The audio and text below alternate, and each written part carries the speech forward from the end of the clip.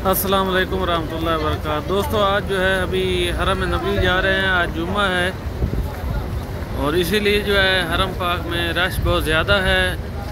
लोग जुम्मा पढ़ने जा रहे हैं। माशाअल्लाह कहिएगा। अभी रोज़ा रसूलुल्लाह के सामने जो है सलाम पेश करेंगे हज़ूर पाक सल्लल्लाहु अलैहि वसल्लम को, और उसके बाद जो है अज़ान जुम्मा का टाइम भी हो चुका है। आप लोगों को अज़ान जुम्मा भी सुनाएंगे और उसके बाद जो है आप लोगों को खुतबा जुम्मा भी सुनाऊंगा, लेकिन वो शार्ट करके सुनाऊंगा क्योंकि वैसे तो खुतबा जुम्मा जो है वो तकरीबन आधा घंटा 20-25 मिनट का होता है। तो आप लोगों को मैं शार्ट करके 4-5 मिनट का खुतबा जुम्मा सुनाऊंगा माशाल्लाह। और उसके बाद जो है आपको इमाम साहब जो खुतबा के दौरान आखिर पर जो दुआ मंगवाते हैं, फ़लस्तीन के मुसलमानों के लिए जो दुआ मंगवाई गई है उसका वो भी आपको सुनाऊंगा खुतबा के साथ ही वो है। तो आप लोग जो है वीडियो को मुकम्मल वॉच करें, लाइक करें, शेयर करें, सब्सक्राइब करें, ताकि हर नई आने वाली वीडियो जो है हर नए व्यूअर तक जो है पहुंच सके। तो ये आप लोगों का प्यार और मोहब्बत है, और ये इसी चैनल की वसातत से मैं आप लोगों को मस्जिद नबवी मदीना पाक के मनाज़र दिखाता रहूँगा। अभी जो है हम हरम नबवी के छत के ऊपर जा रहे हैं, सीढ़ियों के ज़रिए ऊपर जाएंगे।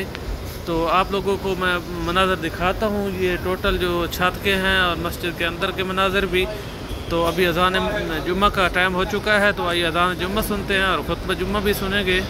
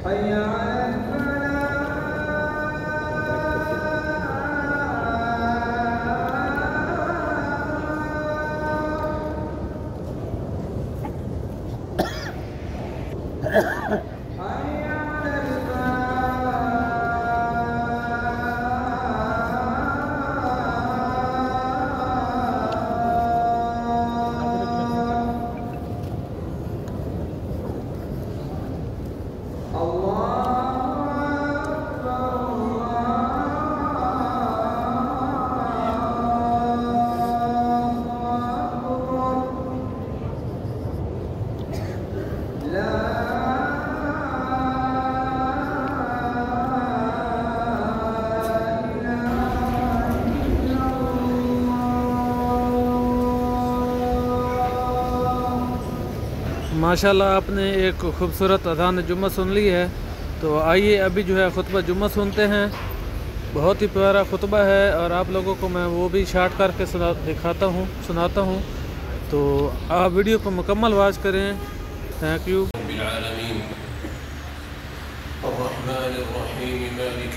الدين. وأشهد أن لا إله إلا الله وحده لا شريك له، لا نعبد إلا إياه ولا نستعين إلا به.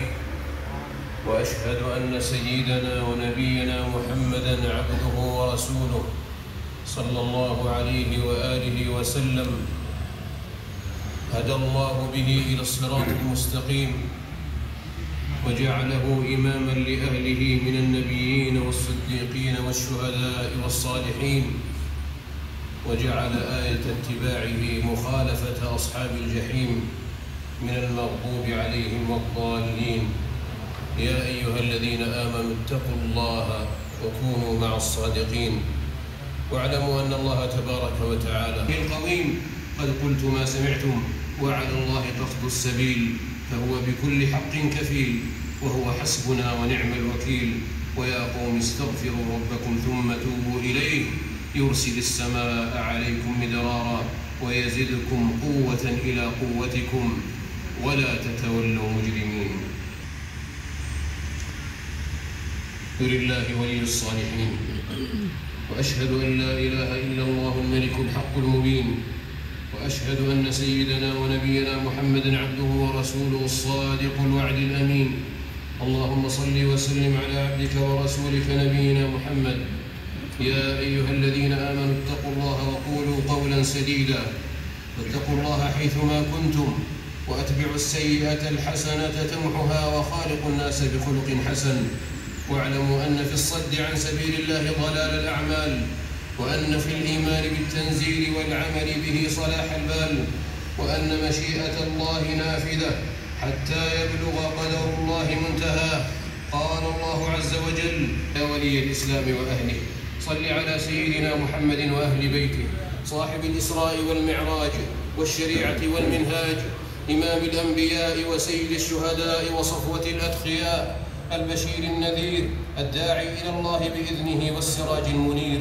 أقسم الله بحياته وجعل سكن المؤمنين بصلاته، وبشرهم بصفاته وشمائله، وسعدهم بهديه ودلائله. فاللهم صل عليه صلاة تكون له رضاء، ولحقه أداء، ولقلوبنا شفاء، صلاة ترضيك وترضيه وترضى بها عنا يا رب العالمين. وسلم عليه تسليما كوثرا كثيرا إلى يوم المقام المحمود واللواء المعقود والحوض المورود.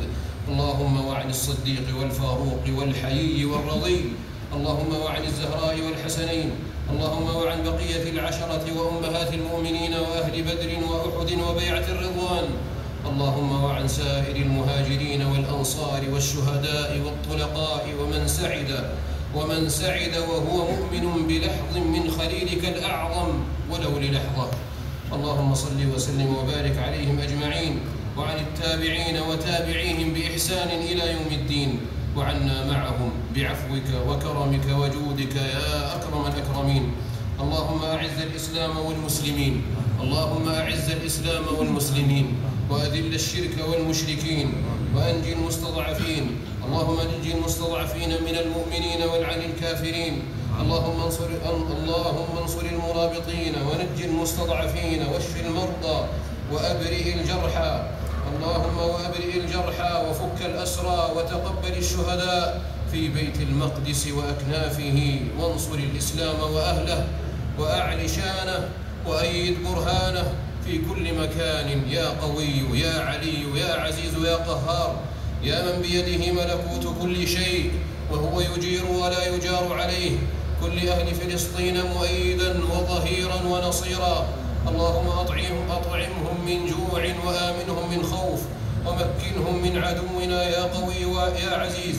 اللهم عليك بالصهاينة والكفرة والملاحدة والمشركين الذين يصدون عن سبيلك ويقاتلون أولياءك ويكذبون رسلك. اللهم عليك بهم فإنهم لا يعجزونك. اللهم أنزل عليهم رجزك وعذابك إله الحق يا رب. اللهم آمن المسلمين في أوطانهم. اللهم آمن أوطان المسلمين.